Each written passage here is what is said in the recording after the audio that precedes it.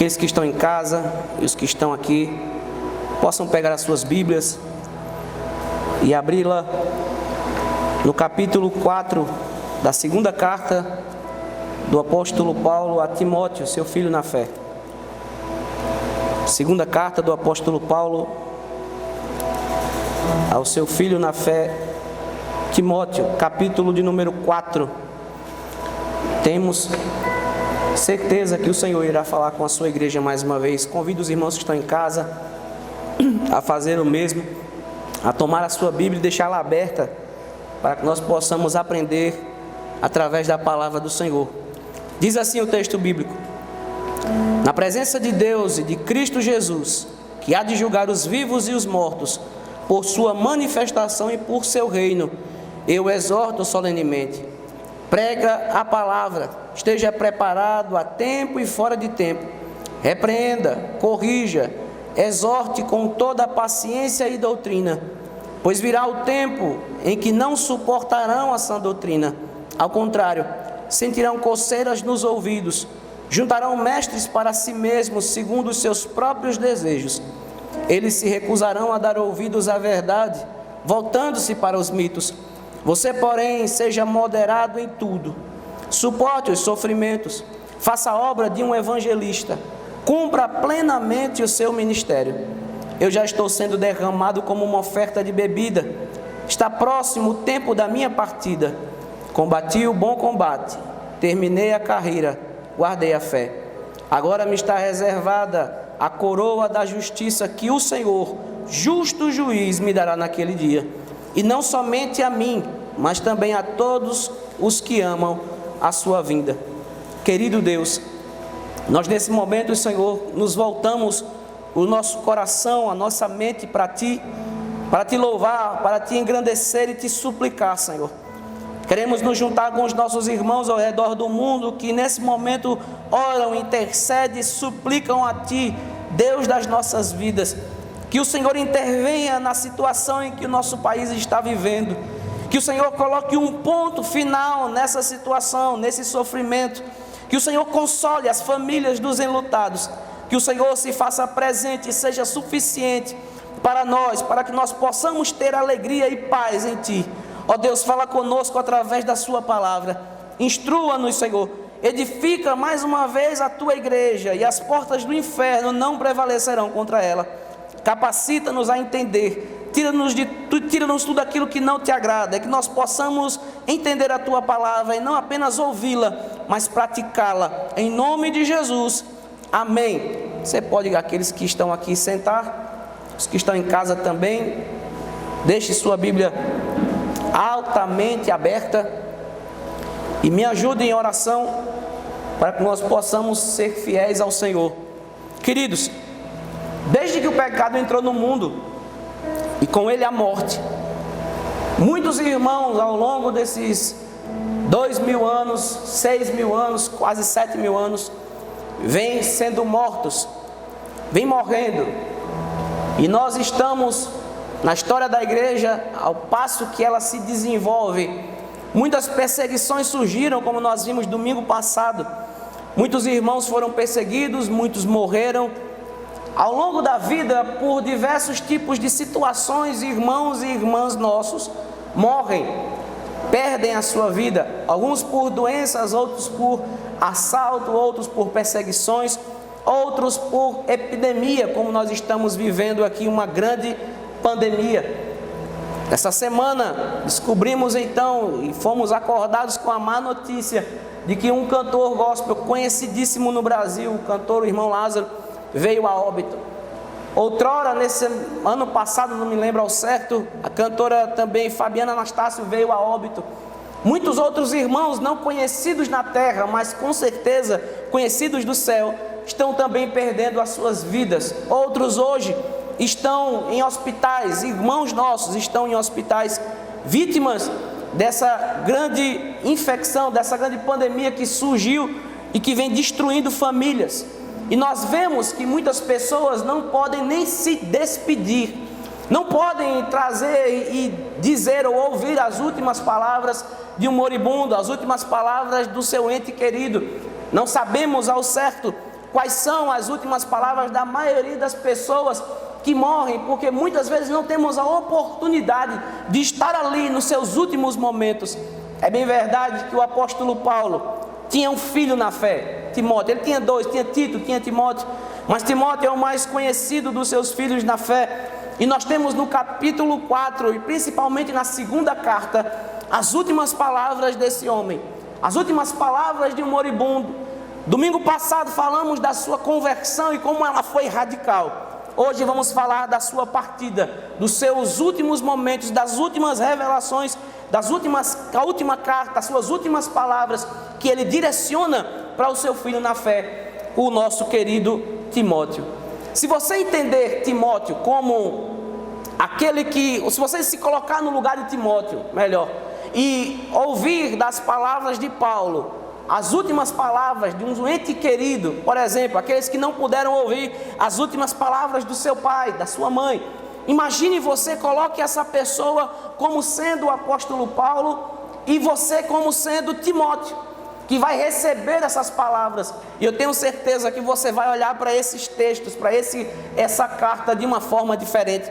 Muitos não tiveram a oportunidade de ouvir, como eu não tive a oportunidade de ouvir as últimas palavras do meu falecido pai, mas ao me contemplar, ao me deparar com essa segunda carta, é impossível para nós não nos emocionarmos ao descobrir ali as últimas palavras de um pai na fé para o seu filho. O que ele queria? E na segunda carta ele vem administrando e vem exortando Timóteo de todas as formas possíveis para que Timóteo entenda que ele não vai estar mais ali, não vai ter mais o apóstolo Paulo ali para poder ajudá-lo, porque o apóstolo Paulo está nos seus últimos dias.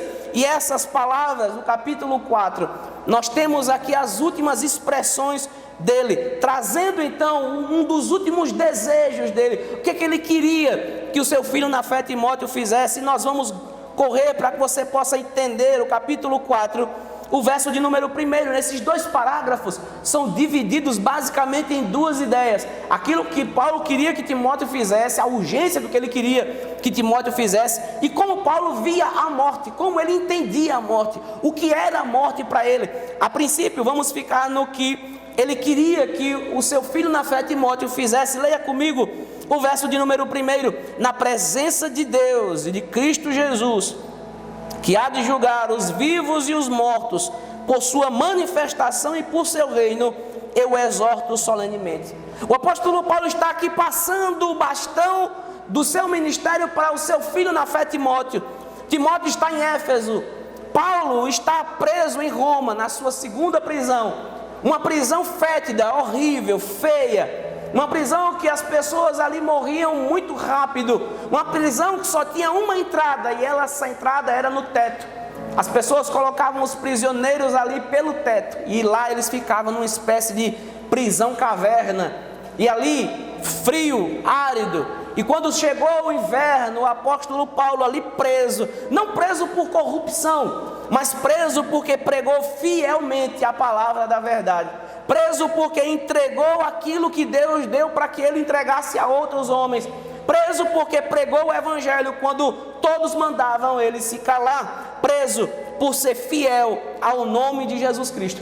Ele está preso, Timóteo está em Éfeso, o inverno se aproxima. Ele pede a Timóteo que Timóteo traga a sua capa, porque era um frio muito grande ali. Ele pede que Timóteo não demore muito em vir. É um pedido de um pai que quer rever o seu filho antes de morrer. E ele pede para que Timóteo traga os seus livros e os seus pergaminhos, dando a ideia de que Paulo queria, ainda nos seus últimos momentos, continuar estudando sobre Deus, continuar vendo as maravilhas de Deus, continuar absorvendo a palavra de Deus. E perceba que nesse capítulo 4, no verso 1, ele diz que está na presença de Deus e de Cristo Jesus.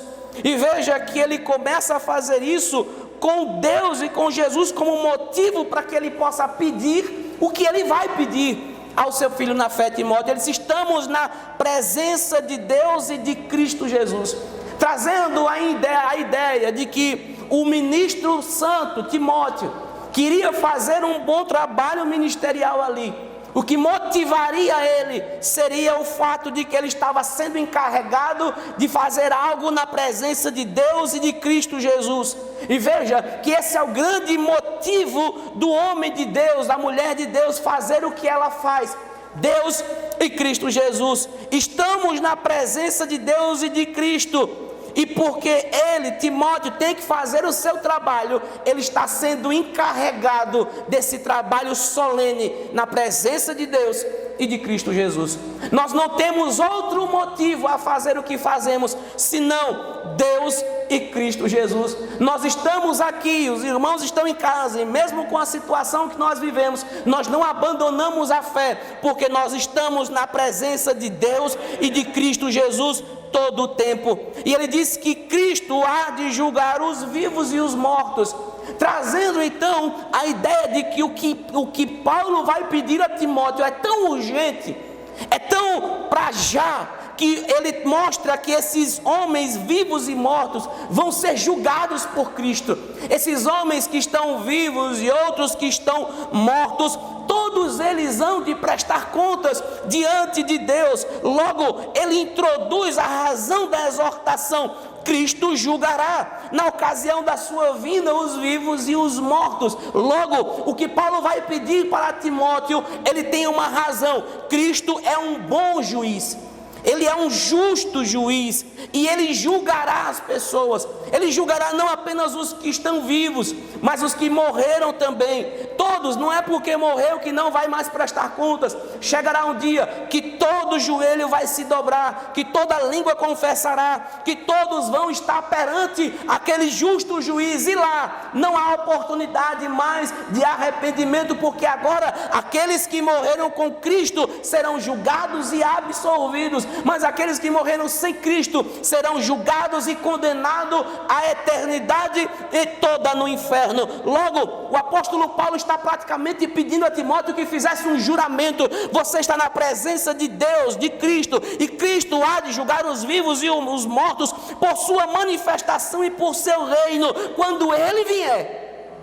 Quando ele instaurar o seu reino completamente e plenamente, ele julgará as pessoas, ele julgará a sua manifestação quando ele se manifestar, quando Cristo voltar. Veja que o apóstolo Paulo tem aqui o retorno de Cristo encravado em sua mente. Quando ele se manifestar, quando ele retornar, quando ele instaurar o seu reino, logo ele vai julgar vivos e mortos. Logo, o que Paulo vai pedir é urgente, não dá mais para esperar. E ele diz que ele vai julgar por sua vinda vivos e mortos. Calvino diz que as duas palavras, manifestação e reino, têm o mesmo sentido. Cristo se manifestará em glória e estabelecerá em plenitude o seu reino.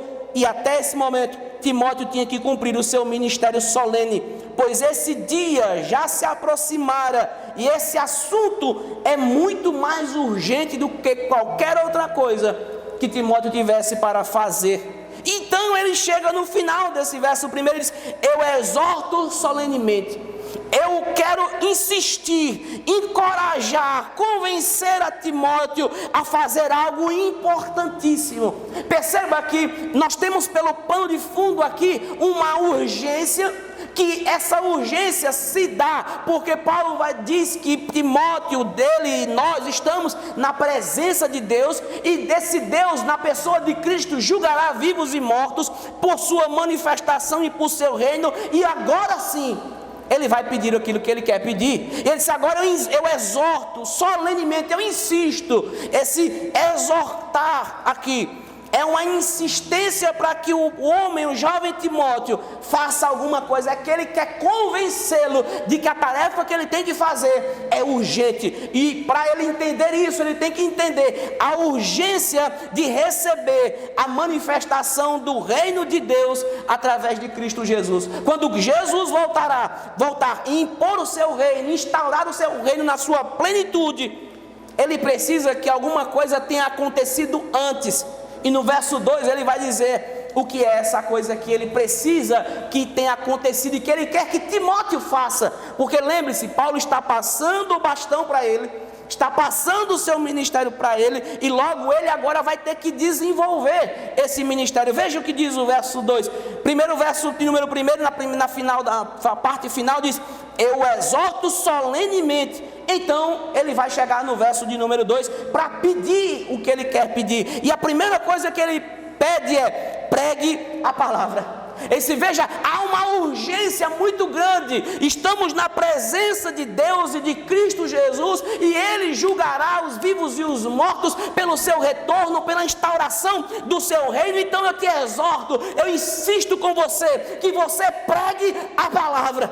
Antes desse reino ser instalado na sua plenitude, pregue a palavra. Não é pregar sobre a palavra, mas é pregar a própria palavra. Esse deveria ser o principal negócio da vida de Timóteo, pregar a palavra. Se você se entende como Timóteo, essa urgência não é só para ele, não foi só para ele, não foi só para os ministros, não foi só para os pais da igreja, para os reformadores e reformados, não, são para todos aqueles que nasceram em Cristo Jesus, todos aqueles que foram alcançados. Eles têm uma urgência, uma necessidade. Qual é? Pregar a palavra para todas as pessoas que ele encontrar, na sua família, nos seus vizinhos, onde ele tiver a oportunidade, ele tem que pregar a palavra. Paulo está agora incumbindo Timóteo sobre essa pregação da palavra e essa urgência. Veja, Cristo voltará, Timóteo. Ele julgará os vivos e os mortos pelo seu retorno, pela manifestação desse reino. Ele irá julgar. E até isso acontecer, nós estamos nesse pano de fundo aqui embaixo. Nós podemos pregar a palavra. Então pregue a palavra. Eu insisto com você que você pregue a palavra. E aqui, meus irmãos, nós temos uma grande exortação de Deus para as nossas vidas. Pregue a palavra. E a pergunta que cabe é: você tem feito isso? Nas oportunidades que você tem pregado a palavra para as pessoas, mas não importa se essas pessoas, elas não querem ouvir, a sua função é pregar, e ainda que você não possa falar, pregue com a sua própria vida. Mas o apóstolo Paulo tem a intenção de mostrar a Timóteo que ele tem que se deparar com a palavra, se preparar nela para pregar ela para as pessoas. Pregue a palavra. Ele continua dizendo: esteja preparado a tempo e fora de tempo, independente do momento, independente da oportunidade. Pregue a palavra em todas as ocasiões que você tiver. Pregue a palavra quando você quiser. Pregue a palavra quando você também não quiser. Pregue a palavra quando não há motivos, quando você possa pensar que a pessoa já não vale mais a pena ouvir a palavra. Continue, pregue a palavra. Ele exorta, ele insiste, continue a pregar a palavra. Quem dá o crescimento é Deus, quem convence o homem é Deus. A nossa função é levar a palavra até os ouvidos, mas é o Espírito Santo que leva ela dentro do coração. A fé vem em ouvir, e ouvir a pregação da palavra, a mensagem do Senhor. Você não pode ter outro meio de tentar convencer uma pessoa. O único meio é pregando a palavra e o Espírito convencendo essa pessoa. Esteja preparado para fazer isso.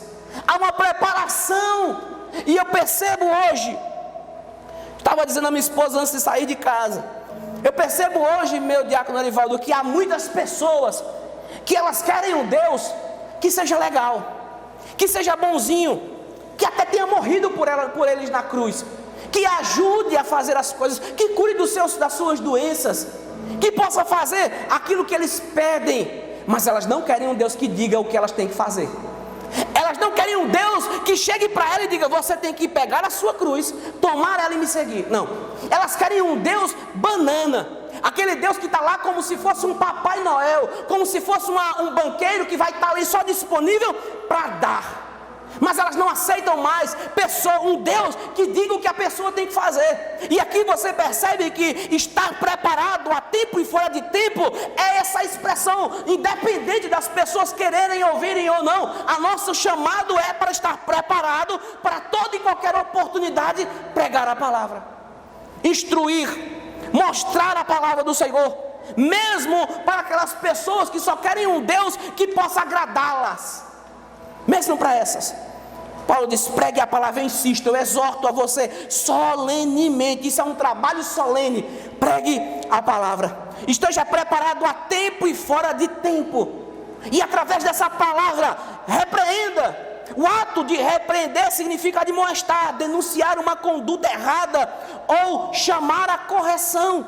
A repreensão tem um lugar sempre que o cristão se desvia da verdade revelada na palavra. Sempre que a sua vida não se coaduna com a vontade do Senhor, você precisa ser corrigido, repreendido.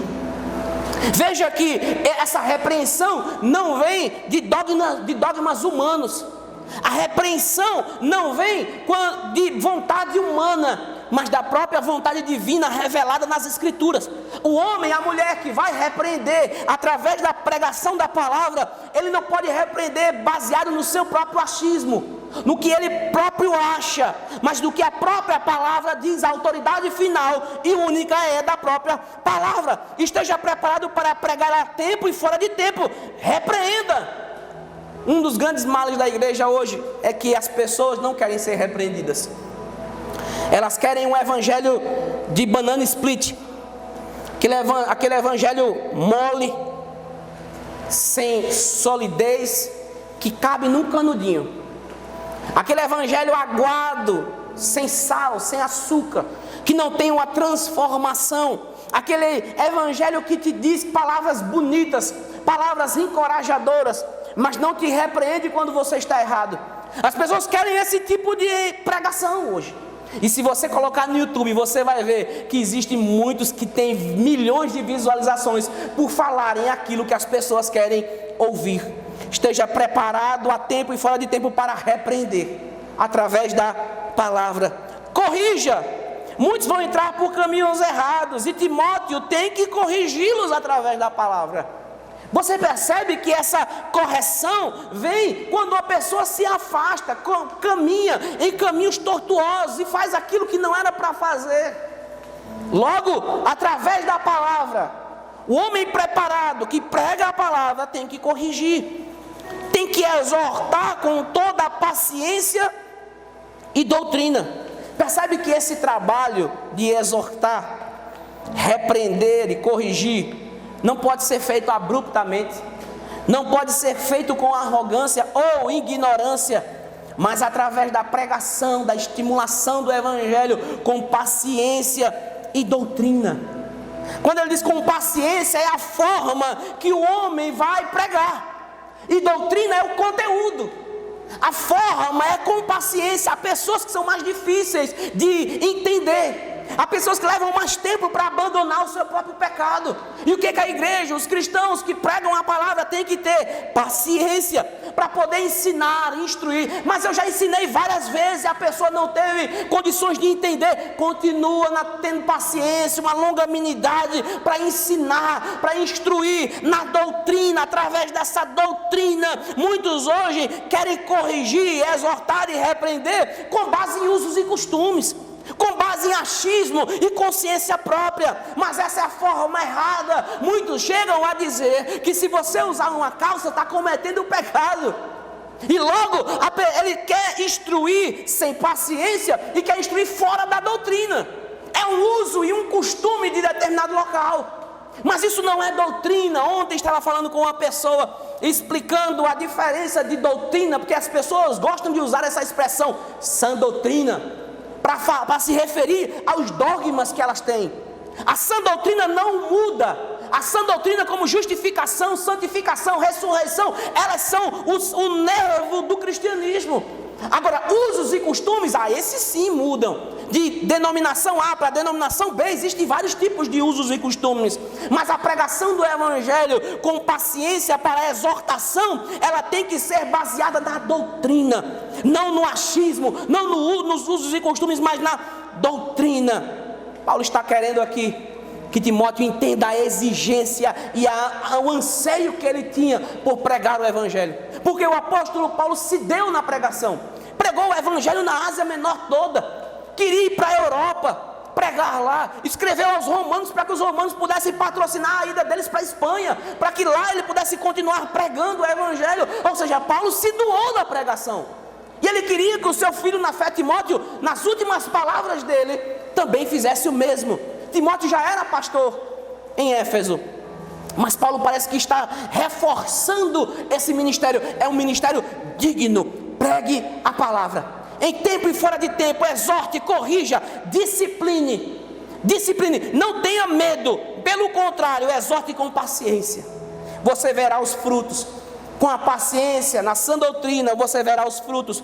O grande problema é que nós queremos tudo de imediato. Nós queremos pregar hoje e hoje mesmo haver conversões.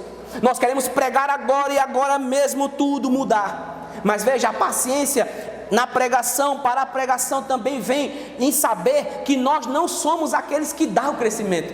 Nós somos aqueles que pregamos a palavra, com paciência na doutrina. Mas nós não podemos fazer mais do que isso. Todo o trabalho posterior é feito por Deus, por Cristo, pelo seu Espírito. Nós só podemos levar a palavra aos ouvidos, mas é o Senhor que levará ao coração. Mas perceba que existe uma emergência. Cristo voltará, Ele se manifestará, Ele instalará o seu reino. E a pregação é exigida do cristão hoje, para já. Que nela você exorte, que você possa corrigir já. Você consegue entender que quando Cristo voltar e instalar o seu reino, nós temos que ter orgulho e alegria em ter participado desse avanço desse reino na terra. E nós fazemos isso através da pregação do Evangelho, alcançando o máximo de pessoas possíveis. E aí chega no verso 13, ele diz: pois virá um tempo. Percebe que Paulo já tinha percebido que no contexto atual dele já existia uma resistência. Veja, se você vê o contexto da carta, o contexto imediato, você vai perceber que muitos resistiram à pregação do apóstolo Paulo. Ele chega a dizer que o ferreiro, Alexandre o ferreiro, resistiu muito à pregação dele. Resistiu o chamado dele ali, resistiu às palavras dele, e muitos males fez ao apóstolo Paulo. E o apóstolo Paulo diz que Deus lhe pague segundo as suas obras. Percebe que chega no verso 13, eles virá um tempo em que não suportarão essa sã doutrina, não suportarão a doutrina que nós temos que ter paciência para instruir outras pessoas. Chegará um tempo, meu diácono, que ninguém vai querer mais suportar ouvir sobre justificação, sobre santificação, sobre arrependimento, restauração, sobre as doutrinas bíblicas centrais, que eu não terei tempo de explicar todas elas. Mas nós vamos começar a escola bíblica dominical e vamos falar de muitas delas. E perceba que Paulo disse: virá um tempo, pelo que eu estou percebendo aqui, pela resistência local, onde ele já via isso, chegará um tempo que essa resistência só aumentará, ao ponto que vai chegar um momento que as pessoas não vão mais suportar. Veja o verbo suportar. Elas não suportarão ouvir uma doutrina bíblica. Elas vão querer coisas, pelo contrário, como o próprio Paulo disse, elas pelo contrário, sentindo coceiras nos ouvidos, segundo os seus próprios desejos, juntarão mestres para si mesmas. Elas não vão querer ouvir a pregação do Evangelho na doutrina bíblica correta, não. Elas não vão querer ouvir mais uma pregação sadia, bíblica, uma exposição fiel e verdadeira, não. Hoje, parece que o apóstolo Paulo, como um profeta de Deus, estava se referindo praticamente para nós, século 21, onde muitos não há mais pregação. Há congressos e mais congressos que não há mais pregação, que há palavras de efeito, que se lê até um texto bíblico, mas não se ensina um texto bíblico, não instrui o texto, não fala do contexto, você não entende nada. A pessoa cita o texto para corroborar um pensamento que ela já tem. É como eu conheci alguns pregadores que diziam: eu já tenho o tema, só falta a mensagem, só falta o versículo. Outros dizem: já vou pregar, já sei o que eu vou pregar, só falta o versículo. Ou seja, eles querem o texto bíblico para corroborar aquilo que eles já sabem, aquilo que eles já querem. Bíblica, tudo vem dela. não vem de A ou B, ela vem do próprio texto. Nós instruímos a saber, mostrar o texto bíblico e o que ele tem para nós. O pregador, aquele que prega, ele transita em dois mundos. Ele vai no mundo bíblico, ele entende como aquelas pessoas entenderam e ele volta para o mundo dele e expõe aquilo para as pessoas. O que aquilo tem a ver com a nossa vida? E você percebe que o apóstolo Paulo dizendo que viria um tempo em que não suportarão a sã doutrina. Várias vezes na história da igreja isso aconteceu. As pessoas não queriam ouvir a sã doutrina. Muitas vezes ela foi apagada. No século IV teve que surgir uma grande reforma, pré-reformadores, reformadores, até chegar no século XVI explodir a reforma protestante. Por quê? Porque a doutrina foi apagada. As pessoas não suportavam mais. Elas queriam ouvir alguma coisa que alimentasse o seu ego, que tirasse alguém do inferno, mas não queriam ouvir mais uma pregação robusta da palavra de Deus. Hoje, século XXI, é a mesma coisa. Você anda em determinados locais que não há mais pregação do evangelho, que parece que é perca de tempo pregar o evangelho, e não é. O que nós temos que entender aqui é que as pessoas vão chegar no momento em que elas vão resistir. Essa resistência vai aumentar e elas não vão suportar mais. Não vão suportar mais a sã doutrina. Uma doutrina sã, pura, justa. Mas pelo contrário, mostrando o contraste entre os que amam a sã doutrina e os que a odeiam, sentirão coceiras nos ouvidos. Eles vão querer ouvir coisas que coçam. Você já tem uma coceira no ouvido? Já teve uma coceira no ouvido? Pega um cotonete, fica, quando a orelha está coçando, você fica, parece uma sanfona no ouvido, coçando o ouvido, é gostoso demais, rapaz. Quando eles ficam com aquele desejo, aquela coceira no ouvido, querendo ouvir palavras agradáveis. As palavras agradáveis que as pessoas pregam, que não é palavras baseadas na sã doutrina, ela agrada os ouvidos, ela traz coceira nos ouvidos, é aquela coceirinha agradável, gostosinha. Por quê? Porque são palavras cheias de mel, sem doutrina bíblica, falando apenas o que o coração caído dessas pessoas querem ouvir, falando apenas aquilo que ela queria sentir. Muitas choram, se emocionam, e é uma coisa linda quando você vê os vídeos, as pessoas chorando, é maravilhoso de se ver. Mas quando você vai pelo conteúdo da pregação, não há doutrina, não há palavra, é só palavra para adoçar o ouvido, para fazer cócegas e coceiras nos ouvidos. Pelo contrário, sentindo coceiras nos ouvidos, segundo os seus próprios desejos, ajuntarão mestres para si mesmo. Eles vão deixar os homens como Timóteo, como o apóstolo Paulo, como homens bíblicos que pregavam a palavra na sã exposição bíblica, vão deixar eles de lado, não vão suportar a pregação deles. E como coceiras nos ouvidos, vão se juntar de pregadores que falem o que o desejo do coração dele quer ouvir. Eles vão ajuntar mestres. O texto dá a expressão mestres para ele, porque eles serão discípulos desses mestres. Se você abre o YouTube hoje e coloca qualquer expressão relativa a coach, você vai ver o que eu estou falando. São mensagens lindas, mas que não têm conteúdo da sã doutrina. Muitas são emocionantes, muitas são até empolgantes, as lágrimas vêm aos olhos, mas não tem um conteúdo doutrinário correto, bíblico. Eles se ajuntarão de pessoas, de mestres para si mesmos, mestres que não vão chamá-los ao arrependimento, mestres que não vão falar da doutrina do pecado, mestres que não falarão sobre o inferno. Não, esses mestres vão falar sobre doçura, sobre você é importante. Você é tão importante que Cristo morreu na cruz por você. Você é tão importante que você é até o coração de Jesus. Você é o centro do coração de Jesus. Muitos querem ouvir esse tipo de mensagem. Eu conheço pessoas não crentes, muitas, que amam esses pregadores. Quando você fala sobre outros pregadores do século XXI, como Paulo Júnior, Paul Washer, Augusto Nicodemos, Hernandes Dias Lopes, você não gosta desses caras não. Por que não gosta deles? Porque eles pregam a sã doutrina. Em contrapartida, esses que se juntarão mestres para si mesmo, eles vão fazer isso baseados segundo os seus próprios desejos. Eles vão querer esses mestres que falem dos seus próprios desejos. Por que você acha que igrejas que chegam a falar que em você entra pobre e sai rico, elas são lotadas? Por quê? Enquanto igrejas que falam da doutrina bíblica, muitas delas são esvaziadas. Por que você acha que isso acontece? Porque as pessoas, elas querem, muitas delas querem pessoas, querem mestres que falem dos seus próprios desejos. Elas querem mestres que falarão segundo os seus próprios desejos. Mestres para si mesmo. Eu acho lindo que o mestre dos mestres, o Jesus, maravilhoso, conselheiro, Deus forte, Pai da eternidade, príncipe da paz, ele não fala aquilo que você quer ouvir. Não fala. Ele não diz aquilo que nós queremos ouvir. Ele chegou e começou o seu ministério dizendo: arrependei-vos, porque o reino de Deus é chegado. Ele chegou no ministério dele chamando todos ao arrependimento. Ele não compactuou com o erro de A ou B, ele não foi omisso na pregação do seu evangelho, não. Pelo contrário, chamou as pessoas ao arrependimento. E o verso 4 diz que eles se recusarão a dar ouvidos à verdade.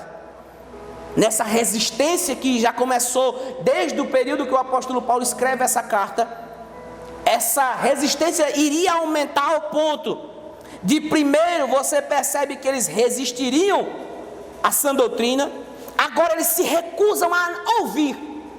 Eles não querem nem ouvir, se dá o trabalho de ouvir a verdade. E veja que a verdade, ela não é relativa, ela é absoluta. Jesus disse: eu sou o caminho, a verdade e a vida. Ninguém vai ao Pai senão por mim. É uma verdade absoluta. Não há outro meio dado aos homens que importa, não há outro nome dado aos homens que importa que sejamos salvos. Só somos salvos baseados na pessoa de Cristo, pelo que Ele fez por nós.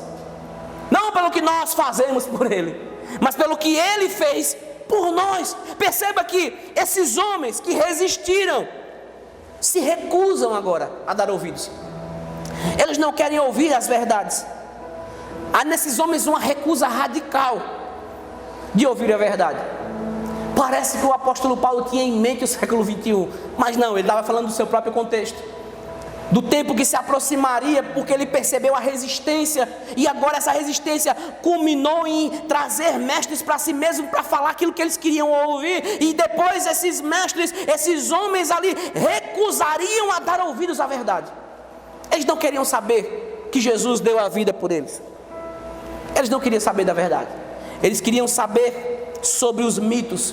Os mitos aqui são as falsas histórias. A mesma expressão mitos aqui era usada para falsas histórias. Você percebe que o fato de eles se recusarem a ouvir o que é verdadeiro, o que é a verdade, automaticamente faz com que eles queiram dar ouvidos àquilo que é mentira.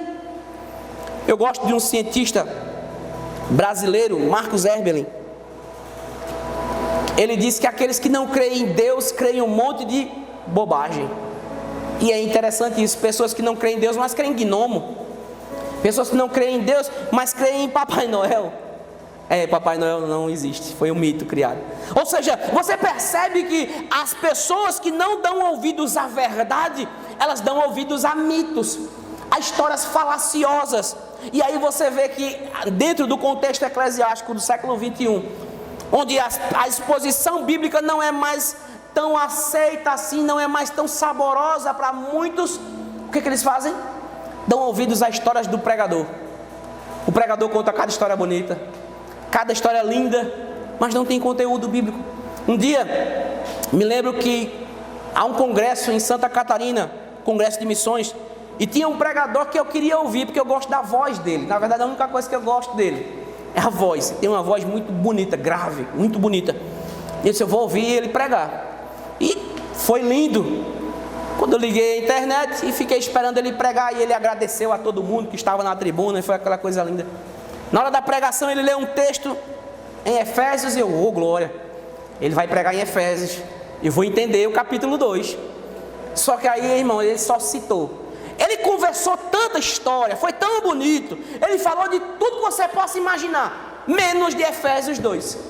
E você fica ali com sede, eu quero entender o texto, mas ele não explicou o texto. E o que acontece?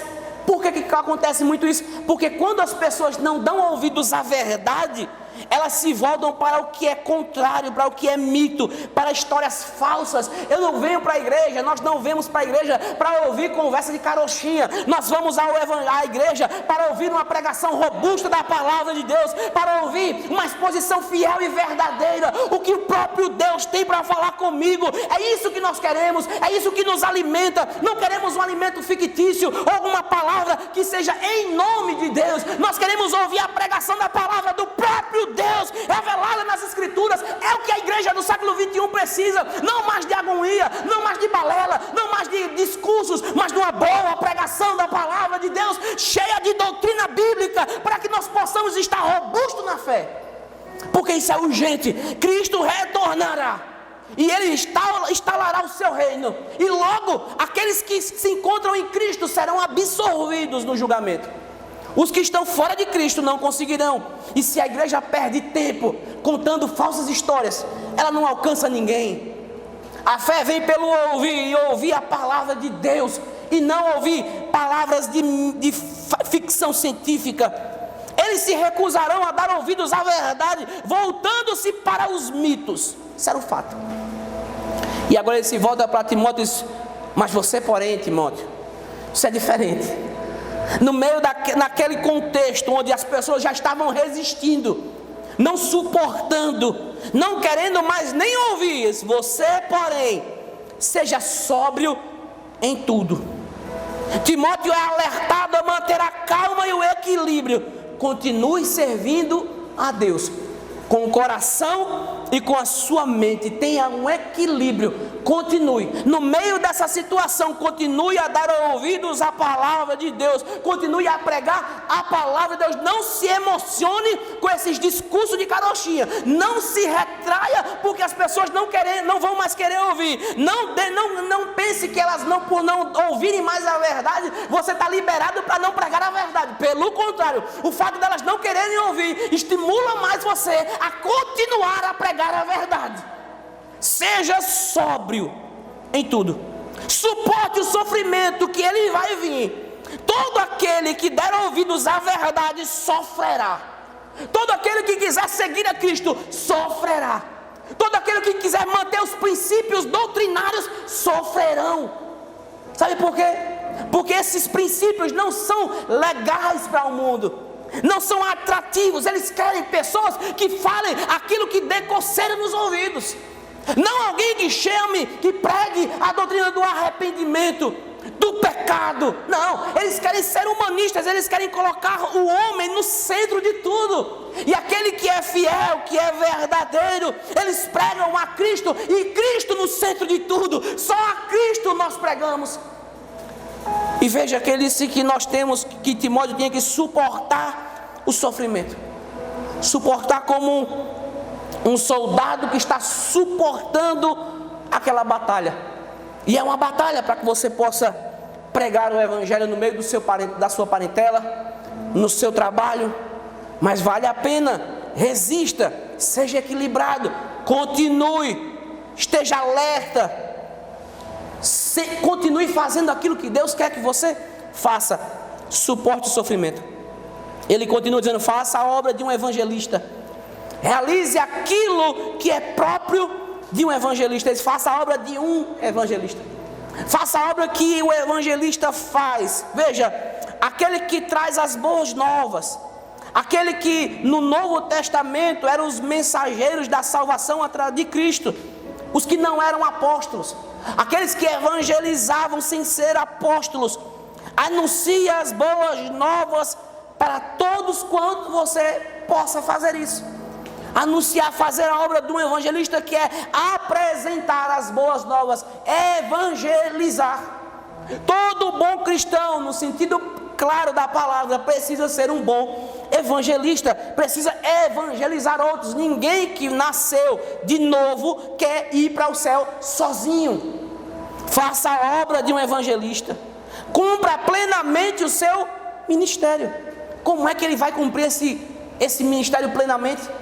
É uma pergunta que cabe a nós: como nós podemos cumprir plenamente o nosso ministério?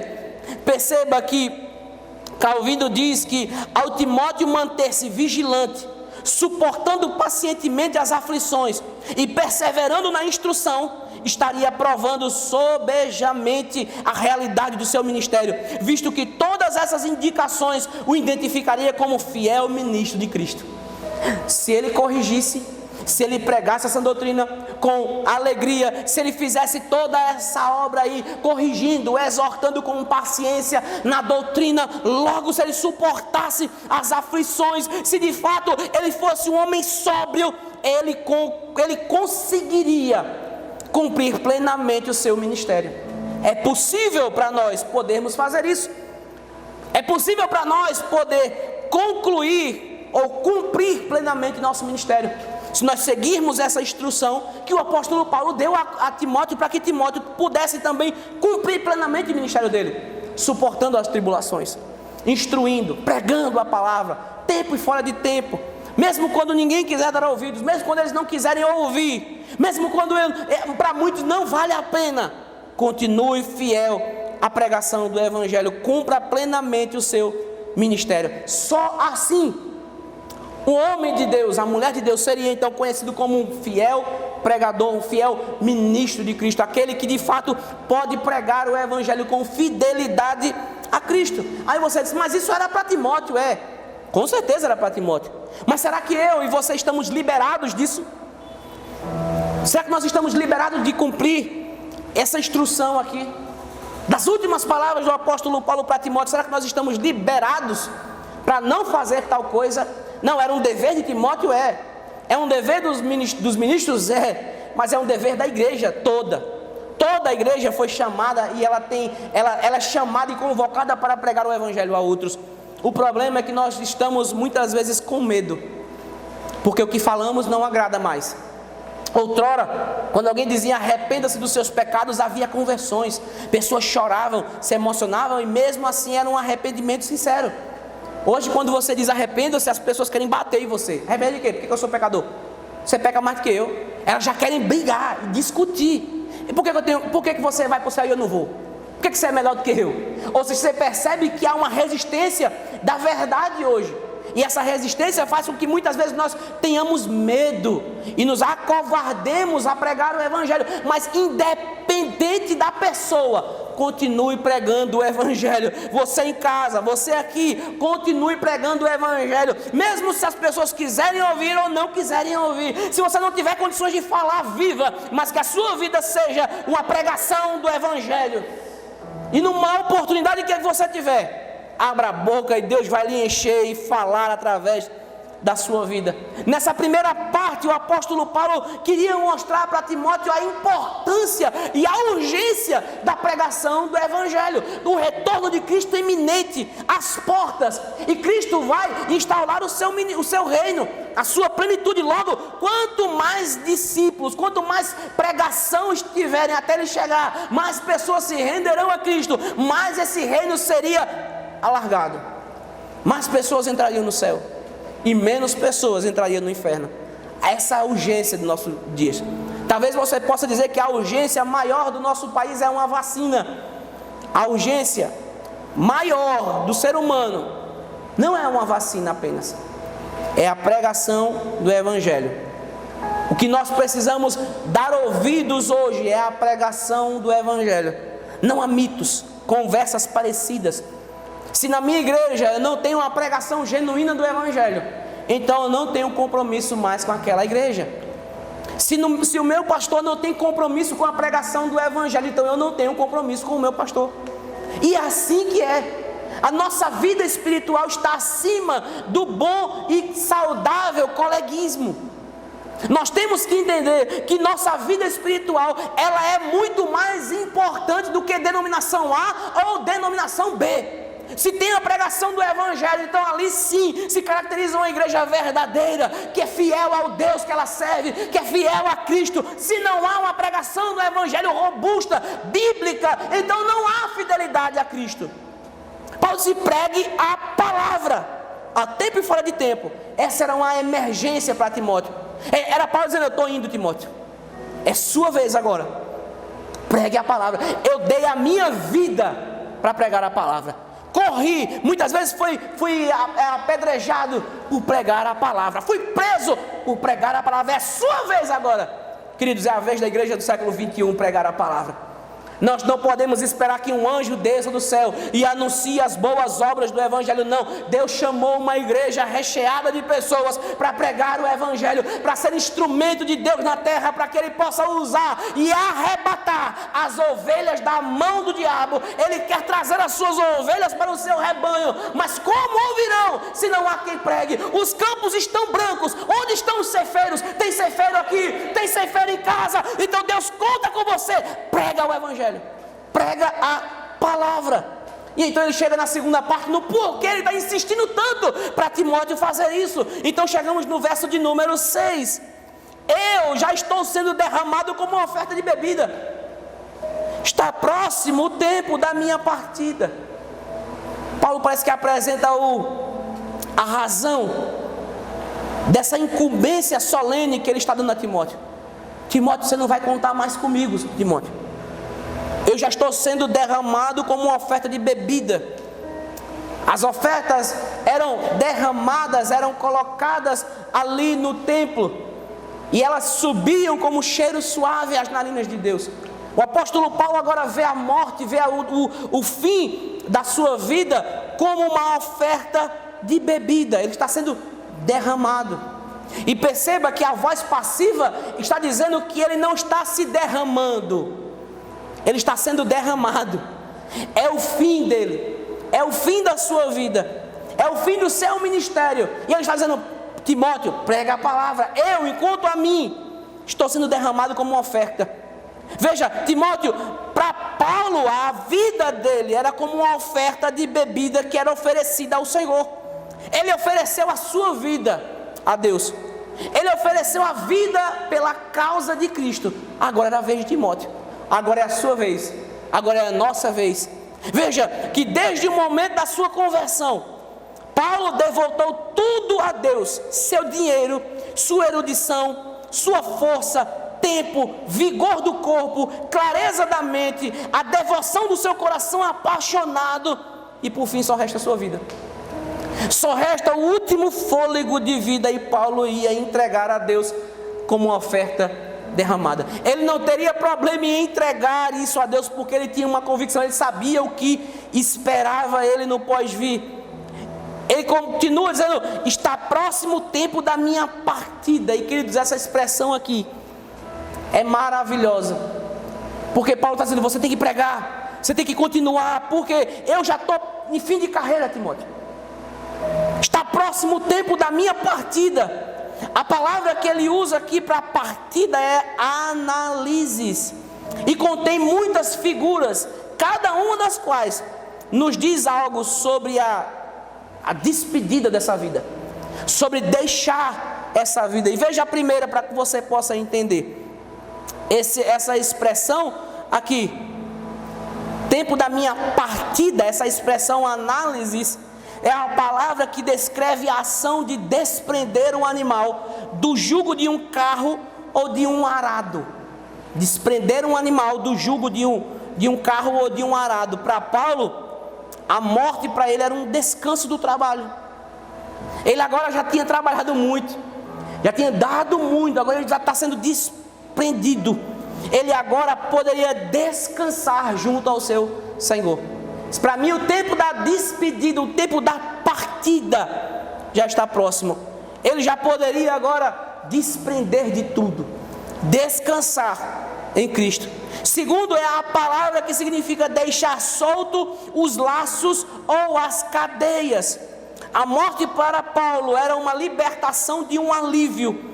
Ele ia mudar o confinamento de um cárcere romano pela gloriosa liberdade dos átrios de Deus.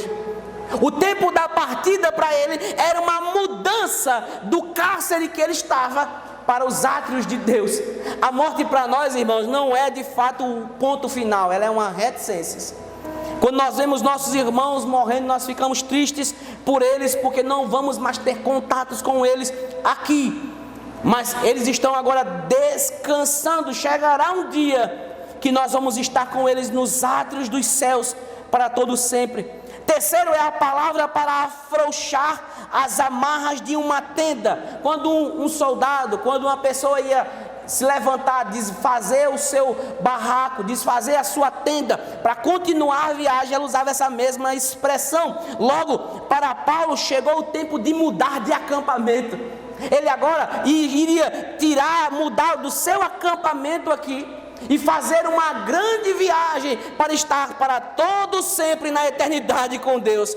Ele tinha feito muitas viagens pela Ásia Menor, pela Europa. Agora estava começando a sua última e grandiosa viagem. Ele estava tomando o caminho que levava a Deus. Por isso ele está próximo, essa expressão. Quarto, é a palavra para soltar as amarras de um barco. Quando alguém ia soltar as amarras de um barco, ele usava essa mesma expressão. Paulo tinha navegado pelo Mediterrâneo muitas vezes. Agora ele está içando as velas para cruzar as águas da morte e atracar no porto da eternidade. Você consegue ver que para ele essa morte não era amedrontadora. A morte para ele não trazia medo, mas pelo contrário trazia uma certeza. Ele estaria navegando essas águas da morte para se encontrar com Deus na eternidade e lá viver com Ele para todo sempre. Como nós podemos ter medo dessa viagem?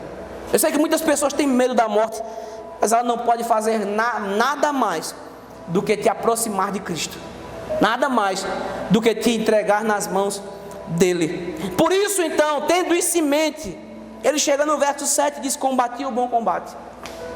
Percebe que agora essas expressões que ele usa a partir do verso 7 traz a ideia de Jogos Olímpicos que aconteciam ali. Esse eu combati o bom combate. Paulo compara a sua vida como uma luta, um combate, uma competição no circo romano, onde o competidor pode dizer que fez o melhor possível.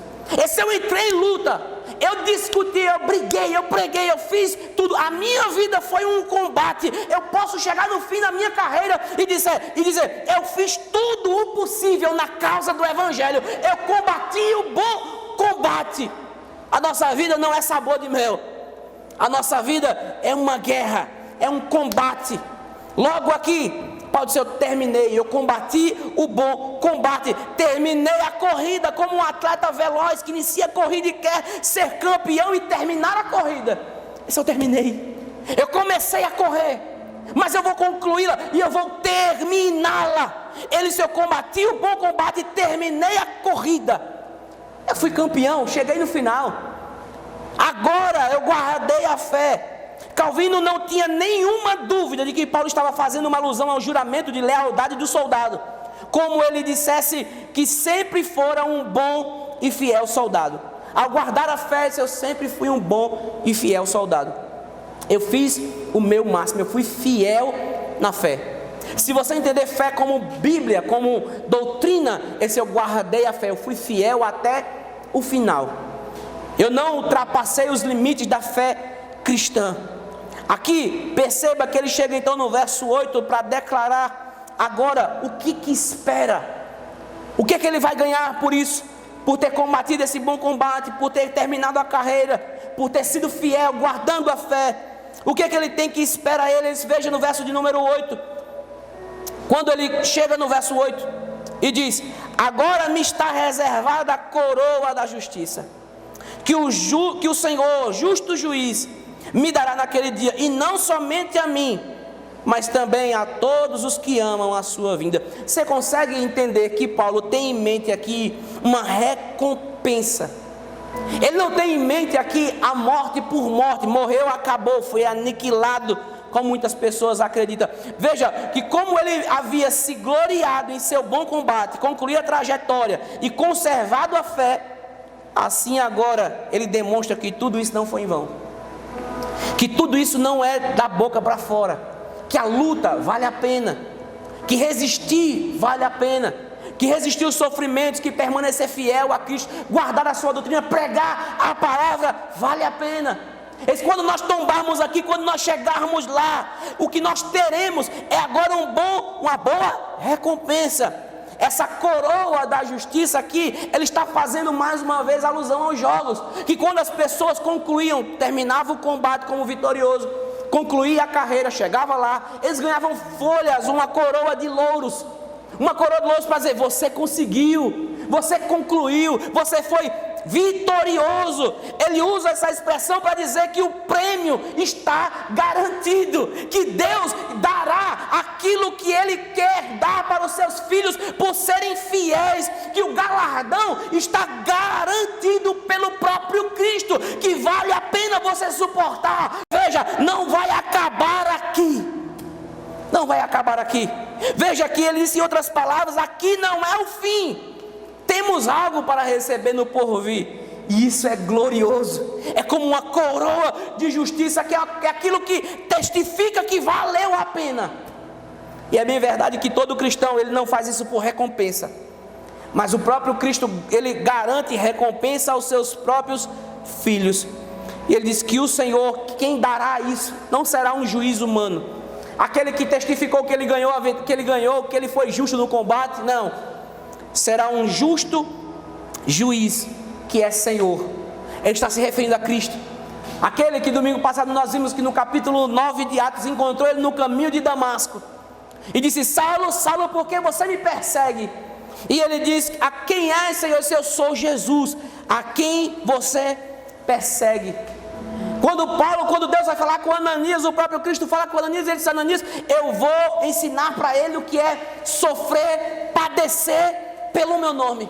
Ele padeceu, ele sofreu, ele resistiu, ele pregou o evangelho, agora ele combateu o bom combate, ele correu a carreira, terminou ela, guardou a fé e só espera que o Senhor, aquele que nos alcançou com a sua graça, aquele justo juiz, vai nos dar naquele grande dia, e não somente para Paulo, mas para todos aqueles que esperam, que amam a sua vinda, o seu retorno glorioso dos céus, para buscar a sua igreja. A todos esses o prêmio está garantido, a coroa da justiça está preparada e será entregue pelo próprio Jesus. Queridos, você consegue entender o quanto isso é importante? Ele não quer entregar prêmios e coroações apenas para nós, que já somos cristãos, mas para todos aqueles que também não são, através da conversão, quando eles forem alcançados pela pregação do evangelho e se tornarem homens justificados, então eles também receberão essa coroa. Por isso a emergência, por isso a urgência da pregação. Por isso você que nos ouve, a urgência é para você hoje acordar e dizer: eu tenho que pregar, eu tenho que testificar de Cristo, eu tenho que mostrar a Cristo para outras pessoas, eu tenho que trazer uma instrução para outros. Sua família está perecendo, minha família está perecendo, muitos vão ao inferno, e nós estamos confortáveis com isso? Não. Paulo fez a parte dele, pregou o evangelho na Ásia Menor todo e queria continuar pregando, é porque Deus não permitiu. Ele agora foi alcançar o prêmio que estava preparado para ele. Vamos nos pôr em pé, aqueles que podem. Paulo está dizendo a Timóteo: o fim dele está próximo. Ele estava rumo à sua recompensa. Se Timóteo seguisse os seus passos, ele sentiria a mesma alegria que Paulo está sentindo. A alegria de saber para onde nós estamos indo. Queridos, essa palavra é de suma importância para nós. Você não está indo ao léu, o acaso não te guia. Nós sabemos para onde estamos indo.